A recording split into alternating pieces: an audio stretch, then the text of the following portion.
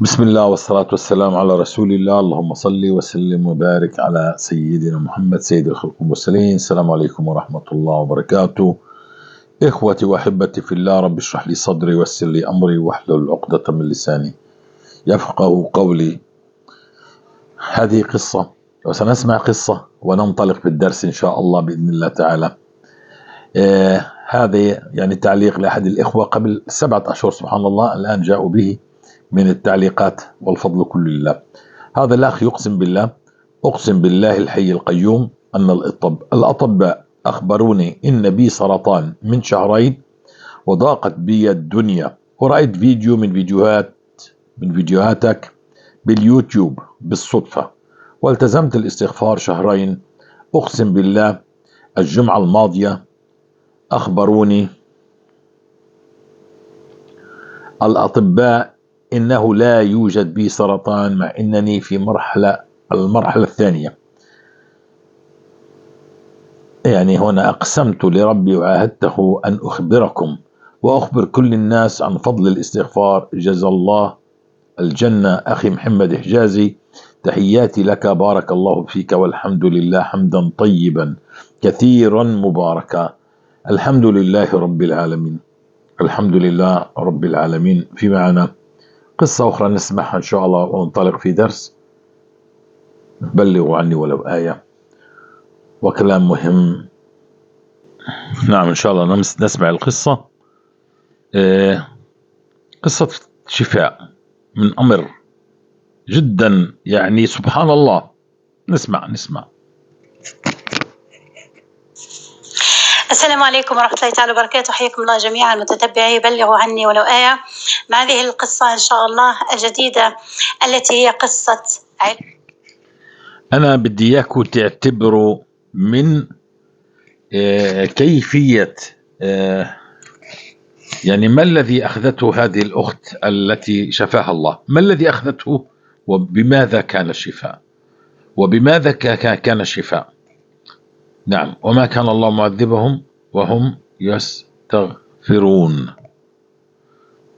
مش هم يقرؤون سورة البقرة، ومش وهم يقرؤون القرآن، مش وهم علماء، ومش هم مشايخ، وهم يستغفرون. وما كان الله معذبهم وهم يستغفرون. لازم تفهم الكلام. سنة الله لن تجد لسنة الله تبديلا، ولن تجد لسنة الله تحويلا. قال الله جل في علاه في الاستغفار: لا يعذب مستغفر فله لا يعذب مستغفر جل في علاه. انت تبرمش وتلعبش، ضلكاش تلعب، لأنه لن يأتي من هذا شيء. لأن الله يريدك أن تعرف ما معنى كلمة استغفار، ما معنى كلمة صلاة على رسول الله، ما معنى كلمة حوقل، ما معنى سورة البقرة. لم يقل لك إنه لا يعذب من يقرأ البقرة. والله كانت عندي أمراض وأنا أقرأ سورة البقرة، عندي أمراض ما انتهت. عندما جمعت الاستغفار على سورة البقرة انتهت الأمراض.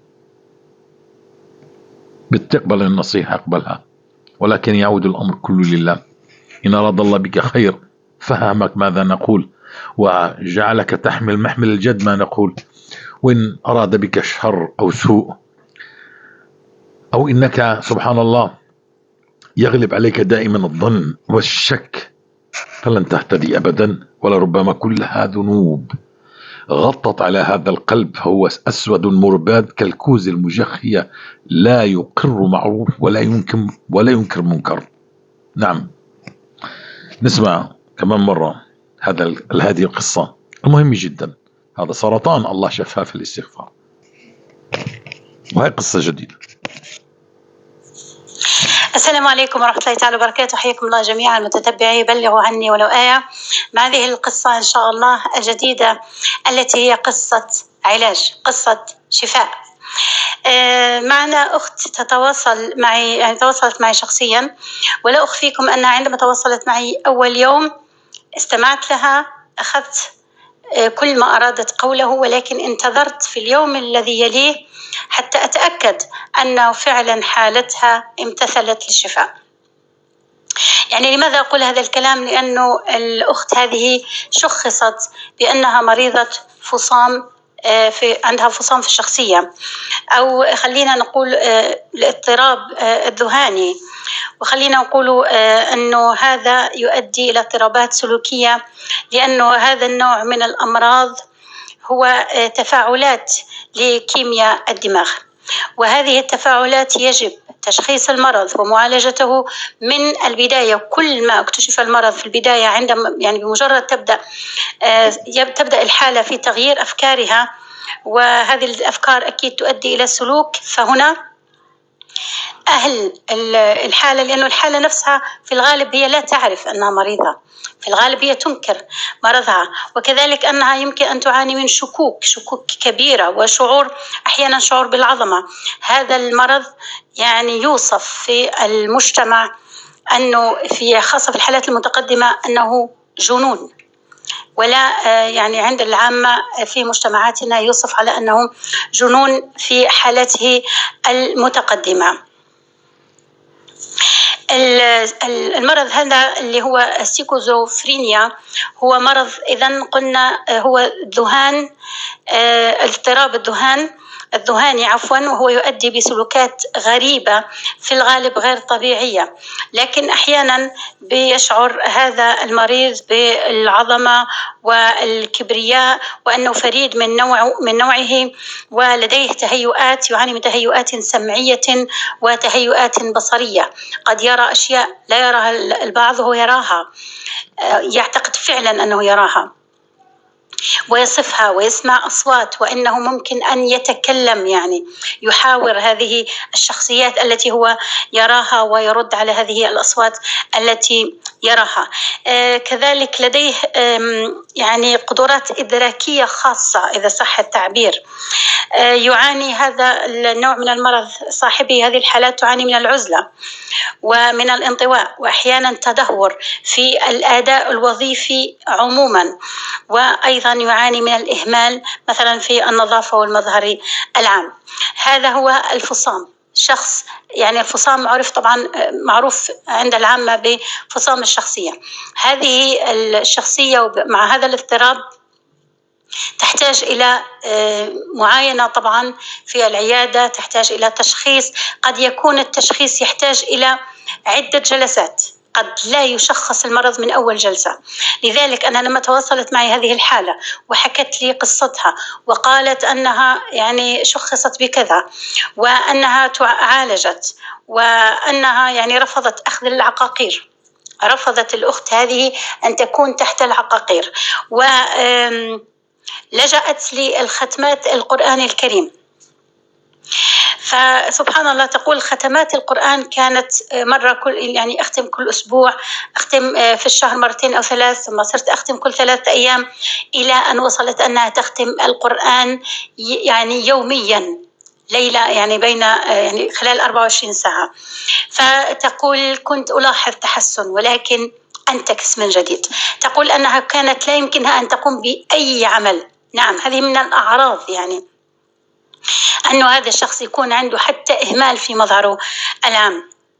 تقول وكنت أعاني كثيرا، ناهيك عن الشكوك والتوقعات السلبية والمخاوف، وأنه كأنه أن الكل يراقبه، وأنه هناك خطر يوشك أن يقع عليه إلى آخره. المهم أختنا الكريمة تقول أنها عانت ل2 أو أكثر من هذا المرض، وبعد أن مشاهدينا الكرام، بعد أن لزمت أختنا الكريمة بعد مشاهدتها للأخ محمد حجازي بلغوا عني ولو آية، لزمت هذه الحالة، وطبعا سنطلق عليها هذا الاسم حالة، لأنها فعلا هي حالة مرضية الحمد لله شفيت الآن تماما.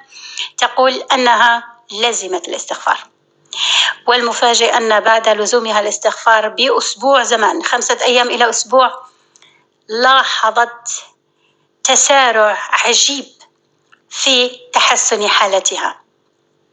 هذا التسارع العجيب في تحسن حالتها يعني جعلها تستمر وتستغفر بأعداد كانت تتراوح بين 10,000 و30,000.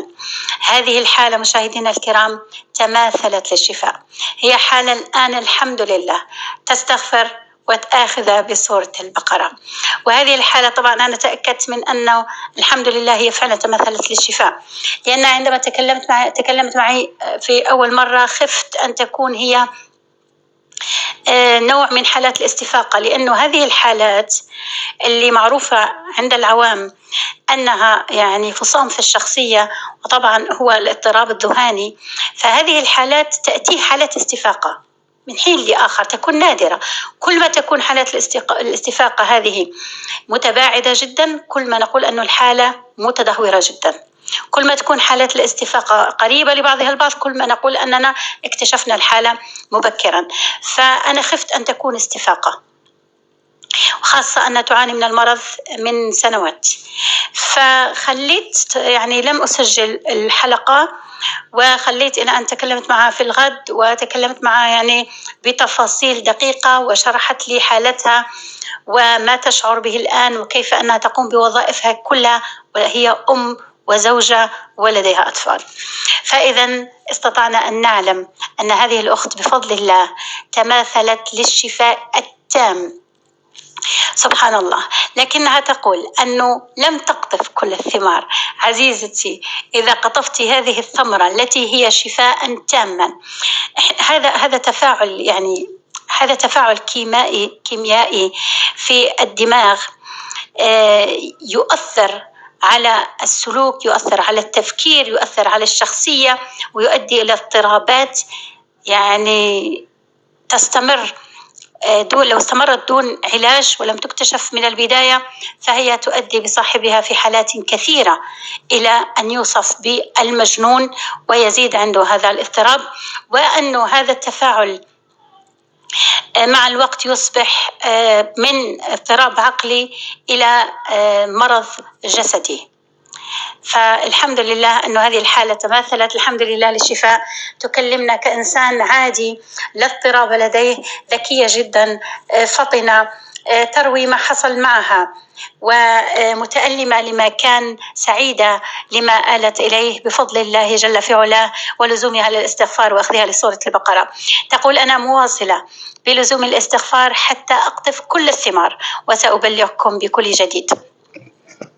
من بين ما قالت هل أنتظر حتى يعني أقطف كل الثمار ونروي القصة؟ قلت لها لا، أنا بإذن الله بعد ما تطمنت على حالتك الصحية سنروي القصة إن شاء الله. نحن مستعجلين لأن نسعد كل من يتابعنا، وأنا شخصيا أخاف أنه بصراحة لا يعني تفيني المنية، ولا يعني لا أستفيق ربما في اليوم الموالي، ولا تكون بين يدي قصة وأكون لم أوصلها لمشاهدينا الكرام. إذن كانت هذه قصتنا لليلة، شفاء من مرض الاضطراب الذهاني، من مرض المعروف بفصام الشخصية.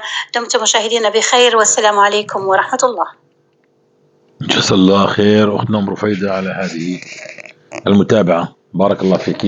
بدي أنبه لأمر معين، أمر مهم جدا جدا، يعني مما وجدت أنا كمان، يعني هذه الأخت لا تترك الاستغفار، إن انتكست بالاستغفار سيعود المرض مرة أخرى.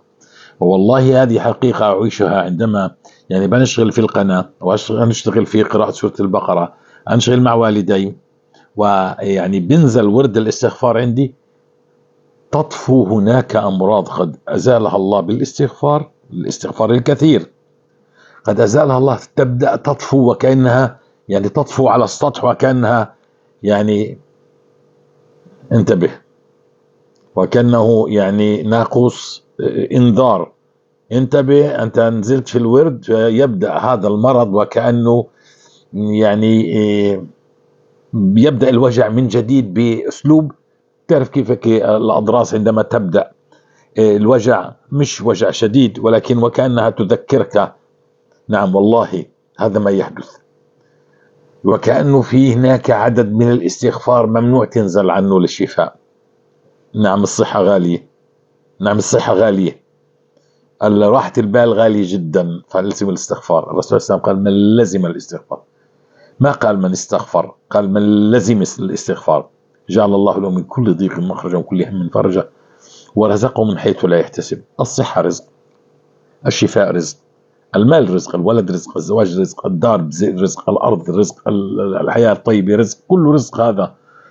فانتبهوا، لا تديروا ظهركم لله فيسحب البساط من تحت أرجلكم. الله لا يسحب مباشرة، لربما الله بيفتح عليك شغل، بصير الشغل يزيد شوي شوي، بتزيد أرباحه شوي، وتصير أنت إيش ما عندك وقت لا استغفار، ولا عندك وقت حتى الصلاة بدأت تجمعها كلها على بعضها. فالله جل في علاه يبدأ يسحب، ما بتشعر إلا أنت إيش مغموس في الدين مرة أخرى. ابتعدت عن الاستغفار أشهر وانغمست في الدين بآلاف الدولارات. نعم، لأنك أنت جرتك الدنيا. إياك اجعل لنفسك ورد سقف من الاستغفار لا تنزل عنه أبدا، لو أصبحت أكبر مليونير في الدنيا ولو كنت أفقر الناس. في كمان قصص، فيك نكا إن شاء الله شوي. يعني سبحان الله والله، يعني الرسائل عندما تصلني بقصص فأنا لا أرتبها، يعني أنا مر عليها مر الكرام فأنساها سبحان الله، لكن الكلام هنا يوافق كلامي سبحان الله. وكان الله بيقول لك نعم الاستغفار الكثير، بدك صحة بدك استغفار كثير. نعم بدك يعني كل إشي له ثمن، كل إشي له ثمن عند الله. نعم، يعني هذه الأخت عشان الله يشفيها بدأت تختم القرآن كله يوميا، تختم ختمة كاملة في اليوم مرة، تحسنت. لكن في باب ما طرقته، وما كان الله معذبهم يستغفر، ما طرقته، ما قال الله ما كان الله معذبهم يقرؤون القرآن، ما قال وهم يصلوا على رسول الله، إذا تغفر ذنبك يغفر ذنبك. نعم، لكن الآية واضحة صريحة جلية أمام العالم كله، أمي في ذيل الأمم، شو بدها يا أخي؟ شو بتفهم من هذه الآية؟ أنا بتعذب إذا إحنا في ذيل الأمم، أنا بتعذب إذا أنا مش مهتدي سبيل، أنا بتعذب إذا أولادي مش ملاقين، مش عايشين العيشة الهنية، مش شاعرين في الانتباه. نعم، فأنا أتعذب.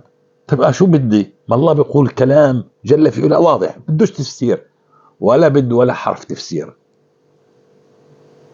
وما كان الله معذبهم وهم يستغفرون. إيش يعني يا ربي؟ ما شو معنى هذا الكلام؟ إذا بلزم الاستغفار كما قال رسول الله، يعني أنا مستغفر، وما كان الله معذبهم هم يستغفرون في المضارع يعني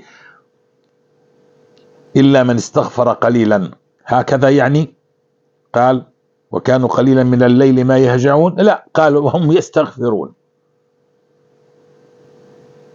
فإيش معنى الكلام؟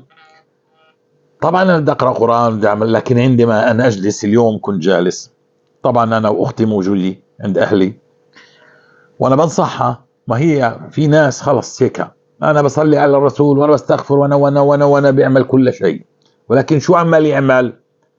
بالحقيقة عمال يلعب بالموبايل، بالحقيقة بقول لك أنا بستغفر. طيب إحنا يعني أخذنا الكلام هكذا جالسين، أنا أمي أبوي هكذا، زوجتي أختي، طبعا أنا المسبحة في إيدي هكذا، هي بتتكلم وأنا بستغفر. يعني بعد ما انهينا الكلام ليش هي كانت بعثت لي فيديو عن الاستغفار. طيب فالشاهد هنا بقول لها شوفي هاي 2400 استغفار، لا احنا تكلمنا عن 30,000، يعني هدول اللي بيستغفروا 30,000 يعني بيشتغلوش لا يعملوا. قلت لها بعد يعني تقريبا يمكن نصف ساعة أو ربع ساعة، لا أدري بالضبط صراحة كم، أنا استغفر هكذا.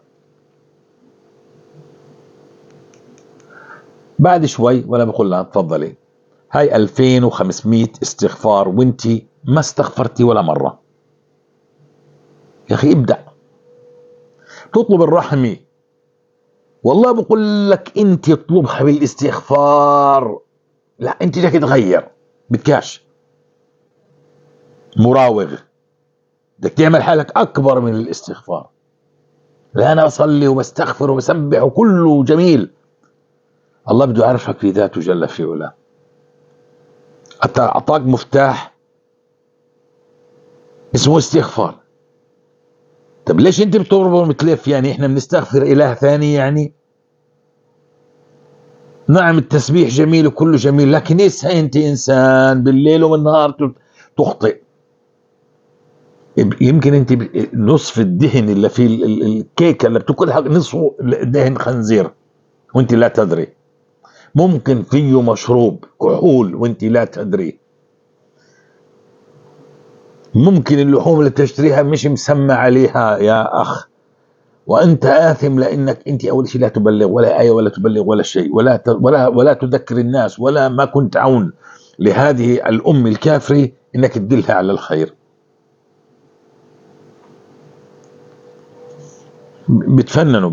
تتفنن بايش؟ تتفنن بايش؟ اول شيء يكون مقبول. كون مقبول يا اخي. يا اخي كل شيء تعلمته والله انه غلط، اقسم بالله كل اللي علموك اياه غلط. مش هي، لا ما هكذا تورد الإبل، مش هيك الأمور، مش هيك. خذ الاستغفار، والله ادعو وأنت موقن في الإجابة. يعني كم مرة بدي أدعو أنا موقن بالإجابة؟ 40 سنة بكفيش؟ إلى متى؟ مواطن الاستغفار، مواطن الاستجابة الدعاء، ما خلينا ولا تركنا أي عبادية. ختمة القرآن كل يوم، كل يوم ختمة القرآن ما استجاب الله لها، ما هي بتعمل صالح. في باب يا جماعة، في باب اسمه باب انه يفتح الله عليك الارزاق كلها، اسمه الاستغفار. الشفاء والمال والمطر والقوة والتمكين وكل شيء متعلق في هذه الدنيا اسمه الاستغفار.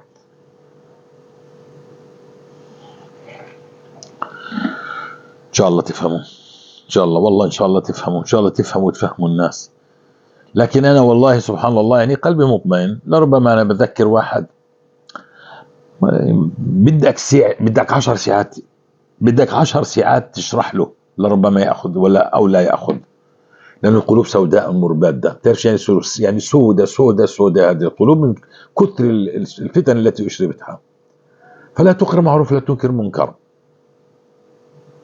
بتشوف واحد ماشي على عكازي، على عصاي، يمشي على منسأته، مش قادر يتحرك، كله استغفر. انا بستغفر وصلي على النبي طب صلي على النبي.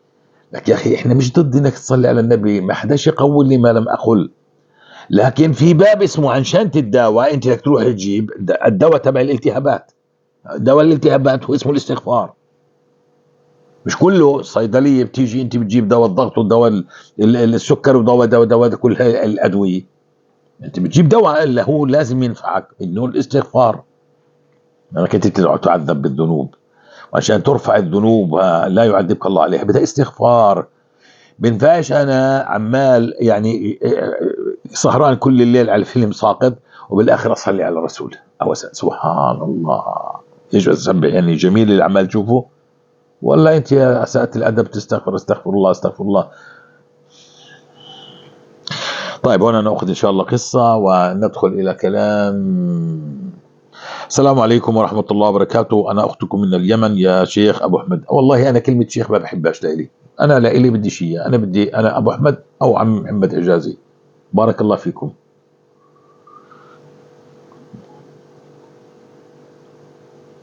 طيب السلام عليكم ورحمة الله وبركاته. أنا أختكم من اليمن يا أبو أحمد، أطال عمرك. شفت قناتك قبل تقريبا سنة بفضل الله، كنت أسمعك تقول التزموا بالاستغفار 3000. يمكن لو كنت سمعتك تقول 30,000 كنت ملتزمت. أشوفها كثير، بس بفضل الله كنت أسمعك تقول 3000 هكذا، يعني تظن أني كنت أقول 3000. فكانت سهلة الحمد لله، كانت سهلة الحمد لله. المهم التزمت الاستغفار فترة 3000، وفي إحدى المرات سمعتك تقول التزموا بالاستغفار 30,000. انصدمت والله، ما أدري كيف كنت أسمعك تقول 3000 والحقيقة أنك تقول 30,000. صرت أستغفر 30,000 و60,000 و70,000 و40,000 و20,000 و15,000 وهكذا، وما يجي يوم بدون ما أستغفر فيه. قصتي هي كان عندي ألم في ركبتي اليمنى، وكان الألم شديد لدرجة أنني لا أستطيع الجلوس بشكل مريح، وأيضا عندي وخز في القلب، وكنت لا أستطيع أن أقول لأهلي لأنني كنت خايفة إنه يطلع عندي القلب، ما أدري، ولكن خفت. أقول لهم تشافيت من الجيوب الأنفية، تشافيت بالاستغفار يعني، تشافيت من الجيوب الأنفية. كان مرة تزعجني ومتعبة مرة، يعني بقول مرة يعني كثير، ومتعبة مرة. حتى كان كل فترة يجيني ألم شديد في إحدى يدي، وكانت تنتفخ، وضيق التنفس شديد أحيانا لدرجة إني لا أستطيع التنفس. أمراض كثيرة تشافيت منها بدون ما أقول لأهلي، ويخوفوني لأني لا أحب المستشفيات. بعد دعواتي أصبحت تستجاب، الحمد لله الحمد لله ربي. هذه قصتي مع الاستغفار فقط بدون سورة البقرة. بديت في قراءة سورة البقرة مرة ومرتين فقط، لاحظت فرق. هذا بفضل الله تعالى. ثم محمد حجازي ربي يسعدك. يا إخوان انتبهوا من علوم الطاقة، زي الجلسات، جلسة الملاك ميخائيل، الملاك جبرائيل وميكائيل وغيرها، يحطوا أوراد قرآنية ويربطوا أعمالهم في القرآن وآيات الله. والله زي ما قال محمد حجازي يدس السم بالعسل. هاي الأخت سبحان الله، أقسم بالذي رفع السماء يعني بلا عمد. أنا بدي أتكلم عن موضوع بقرأ الرسالة التي تطعن فينا، لكن سبحان الله كيف جاء الجواب من هذه الأخت. يعني هذه الأخت سمعتنا أنا أقول إنه أصحاب الطاقة يدس السم في العسل عندما يتكلموا عن استغفاري، كيف طريقة استغفاري، ولكن يطعنوا من باب آخر. ما هذا ديدنهم.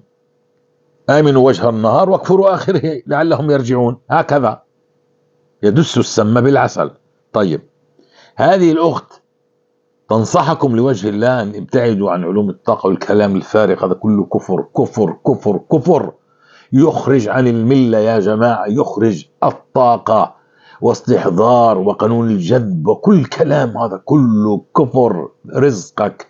رزقك كتبه الله وأنت في بطن أمك، ذنبك حال بينك وبين رزقك، تب من الذنوب، الزم الاستغفار، والاستغفار بفضل الله سيحرر الله لك أرزاق طيبة، حياة طيبة كريمة، أمور طيبة تعرف الله من خلال الاستغفار، مش من خلال الطاقة. لكنك أنت عندما تتوجه إلى الله في الآية التي تقول ومن الناس من يقول ربنا آتنا في الدنيا وما له في الآخرة من خلاق، بس بده دنيا يا رب، سيارة سيارة سيارة سيارة، قد يعطيك الله السيارة وليس لك عند الله بالآخرة شيء. ومن الناس من يقول ربنا آتنا في الدنيا حسنة، في الدنيا حسنة وفي الآخرة حسنة وقنا عذاب النار، أولئك لهم نصيب مما كسبوا والله سريع الحساب. في ناس تسأل يا رب حياتنا وآخرتنا، مفهوم. ربع الطاقة يسأل عن الدنيا، قد يعطيه من الله الدنيا وما لهم من الآخرة شيء وهم على الكفر ماتوا. بدك تموت على الكفر مع السيارة، روح ظلك بالطاقة والعياذ بالله. لكن إن كنت تبحث ورزقك واحد بش، الرزق واحد كتبه الله في بطن أمك، كافي يكفيك، لكن اطلبه في الرحمة في المغفرة، اطلبه بالتوبة عشان الله يبارك لك فيه. فهذه الأخت تقول بيحطوا أوراد قرآنية ويربطوا أعمالهم في القرآن وآيات الله. والله زي ما قال محمد حجازي يدس السم بالعسل. أنا تركتها الحمد لله، يعني تركت الطاقة الحمد لله. اسم الروح إحنا على الذين ضل سعيهم في الحياة الدنيا وهم يحسبون أنهم يحسنون صنعا، الذين ضل سعيهم. عندما أنا بتكلم عن الاستغفار فضل من الله، لماذا تبحث في مكان آخر؟ هل هناك قناة أخرجت آلاف الآلاف من القصص كهذه القناة؟ على ماذا تبحث؟ على ماذا؟ إخوتي الكرام، هناك تجارب لبعض الأخوة، مثلا أنا تكلمت قصة بال 2015 كان فيها تكبيرة الإحرام الأولى 5 صلوات بتكبيرة الإحرام الأولى، كان فيها 30,000 استغفار، كان فيها 1500 صلاة على رسول الله، كان فيها صدقات، كان في عندي دروس أعطيها، نعم كان هناك 13 من قيام الليل. لكن أنت كمبتدئ، أنا اليوم بقول لك إلزم الاستغفار أولا، عيش الاستغفار عشان تعرف الله من خلال الاستغفار. بلغوا عني ولو آية، فالله سيفتح لك مسارب الرزق وسيشفيك ويعطيك كل شيء بالاستغفار عشان يثبت دينك بعدين بعد ما تمشي مشوار وهكذا وأنت مكثر. فالشيطان يخنس، الشيطان يخنس وأنت مكثر بالاستغفار، الله سيفتح عليك. ولكن في المستقبل القريب، يعني 4 أشهر 5 أشهر 6 أشهر 7 أشهر، ستأخذ سورة البقرة التي عشان تحافظ على مكتسباتك، كل مكتسباتك التي أعطاك إياها الله. فهمت؟ فبصير تعرف شو الفرق بين سورة البقرة والاستغفار عشان تبلغ آية. هذه الرسالة وصلت لأختنا أم رفيدة. أم رفيدة، سلام أختي أم رفيدة، أنا متابع لكم وزوجي بيقول إن حجازي وأم رفيدة منافقين وبيتعاونوا مع قنوات الطاقة والوثنية والهندوسية. أول شيء دائما قلت أنا لا أتبنى ولا أي قناة. كنت غلطت ونشرت إنه في قنوات ذكرت الاستغفار 30,000 تبين إنها صحيح، يعني نشرت الحلقة نفسها تتكلم عن الاستغفار، فما عرفت إنهم يعني بيعملوا بالطاقة. فقلت بدرس بعد هذا الدرس بعد النشر قلت أنا لا أتبنى ولا قناة، كل القنوات التي أتبناهم موجودات في صندوق الوصف. ادخل على صندوق الوصف، يعني التعليق الأول على قناتي، قنوات التي أتبناهم موجودات في صندوق الوصف. مفهوم؟ يعني ستجد أخونا محمد إبراهيم السوداني موجود، الأخ وليد موجود، همس المستغفرات موجود، اللغة الإنجليزية موجود نعم الترجمة الإنجليزية موجودة، في قنوات موجودة، في هاي القنوات كلها تتكلم عن بلغوا عني ولو آية. مفهوم؟ فأنا مسؤول عن القنوات التي معي أنا جمعتها في صندوق الوصف معي. شيء آخر يتكلم عن الحجازي، الفيسبوك مش إلي ولا لأبوي ولا اليوتيوب ولا كل هذه السوشيال ميديا. طيب أنا صراحة وقفت المايك وما عرفتش وين وقف المايك. على كل حال كل من ينعتنا في هذا الكلام، أنا لا أتحكم بالسوشيال ميديا ولا أتحكم بمن يأخذ كلامي وينشره هنا وهناك، لربما يريد أن يروج لقناته، لكن أنت لماذا تذهب إلى قناته؟ لماذا؟ ويضل الله الظالمين ويفعل الله ما يشاء. إذا أراد الله أن يضلك لظلمك، ما أنا لا أستطيع أن أمنع مراد الله، وأعلم أن الأمة لو اجتمعوا على أن ينفعوك بشيء فلن ينفعوك إلا بشيء قد كتبه الله لك، ولن اجتمعوا أن يضروك بشيء فلن يضروك إلا بشيء قد كتب الله عليك. لا يستطيع أن يضللوا من يريد ويبحث عن الهداية، لكن المريض لا هنا لا هناك، من كان همه الدنيا ويبحث عن الاستغفار وسورة البقرة بده فلوس، بده فقط فلوس، بده دنيا.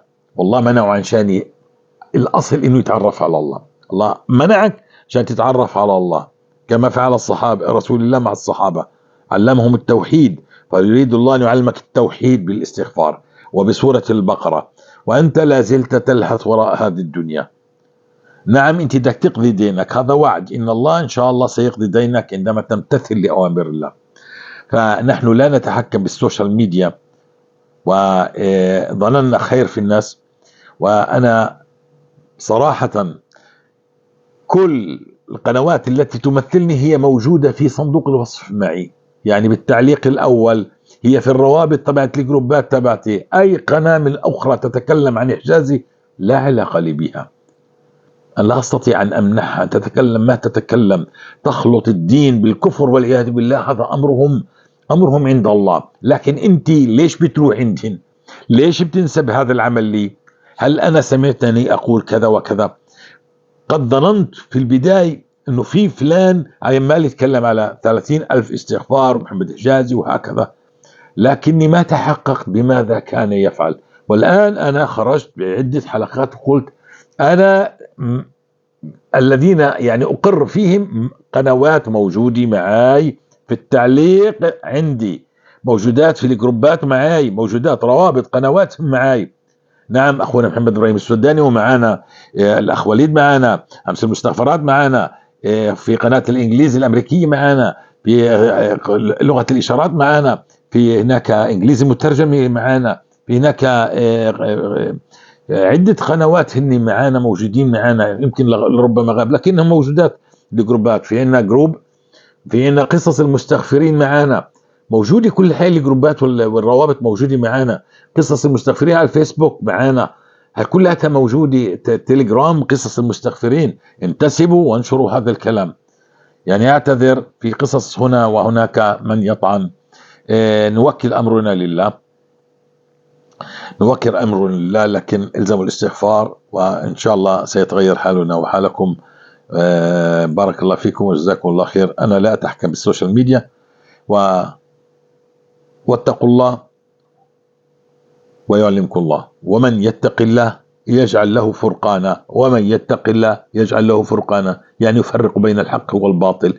انت مع محمد حجازي بتروح هنا وهناك تبحث في علوم الطاقة وتبحث مع محمد حجازي، مفروض إذا سمعت كنت في علوم الطاقة وسمعت محمد حجازي تأتي في الصفات، تأتي إلى قناة محمد حجازي، مش العكس تذهب.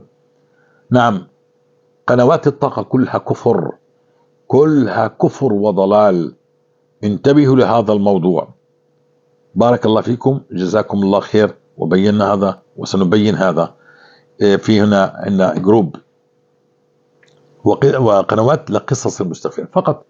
المستغفرين الذين عندنا، الذين قرأت اليوم قصتهم، هذا درس مع قصة. هناك القصة لوحدها، وصلت؟ هناك القصص لوحدها. هناك جروب قصص وبوستات القصص، كما بينت، مش بينت بوست عن السرطان، شفاء من السرطان، هذا بوست موجود على جروب التليجرام قصص، وموجود كمان تسجيل الصوتي قصص لصاحب القصة. لكن في هناك قنوات كمان، قناة تبث من اليوتيوب قصص المستغفرين بأصواتهم، وهناك على فيسبوك نفس الشيء، عدا عن قناتي وعدا عن قناة باقي القنوات. فانتسبوا لهذه القنوات، انشروها، وتغلبوا على أهل الكفر بنشر الحق ونشر الاستغفار ونشر بلغوا عني ولو آية. وإن جاءك فاسق بنبأ قل له أنا أتابع هذا الشخص، ما سمعت عليه هذا. نعم، وأنا قلت وهذه الأخت قالت لكم نعم، إنهم يدسون السم بالعسل، وأنا لا أقبل هذا.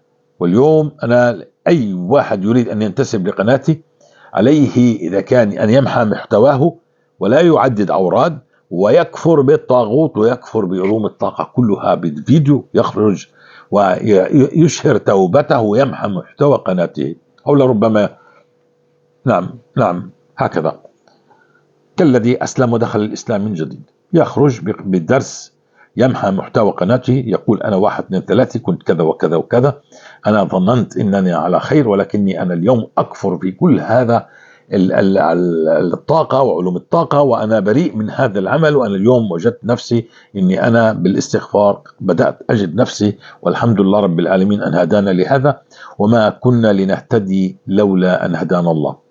فهنا إن شاء الله يعني بيكون في فترة اختبار، نشوف ماذا الذي سيقوله بعد ربما شهر شهرين من البث والكلام. وأنا لا أريد كمان حتى لو صلح دينه أن يبث كلام غير الذي أنا أبينه، ولا شيء فقط الذي أبينه. إذا عاش هو معنا في آية يتكلم عن الاستغفار وسورة البقرة. بارك الله فيكم وجزاكم الله خير. وأي واحد يريد أن يغير منبره من منبر كلام عام فعليه أن يعني يمحى محتوى قناته ويدخل إلى كلام إن قصص المستغفرين. هذه قصص المستغفرين، قناة قصة المستغفرين، صاحب القناة جزاه الله خير فيها 100,000 متابع، محى محتواها وقال أنا أهبها لله، أهبها لله هذه القناة، وأريد أن أنشر القصص فيها. يعني هي تابع لي، قال لي هاي لك خالصة لوجه الله. جزاه الله خير ويعمل على تنزيل هذه القصص، وبارك الله فيه. هكذا بتحب الله يغير أحوالنا، امحى محتوى قناتك وادخل في بلغوا عني ولو آية، محتوى جديد، قصص المستغفرين، واكفر بالطاغوت الذي كنت تؤمن به في الماضي. وعلى العالنية يعني تخرج بفيديو وتتكلم هذا الشيء. أنا يا جمهوري يا الذين كنتم متابعيني، أنا اليوم بريء من كل الذي قلته لكم في الماضي. أنا أكفر بالطاغوت وفي كل هذه علوم الطاقة والكلام هذا الذي هو كل كفر بواح. ما كنا نعرف انه هكذا وهكذا، ولربما كانوا يعرفوا، ولكنهم الفلوس عمت اقمارهم، عمت بصيرتهم. نعم. فالله يبارك فيكم ويجزيكم الخير، وقصصا لا تنتهي، والحمد لله رب العالمين، والفضل كل لله. انشروا هذا الكلام وجزاكم الله خير.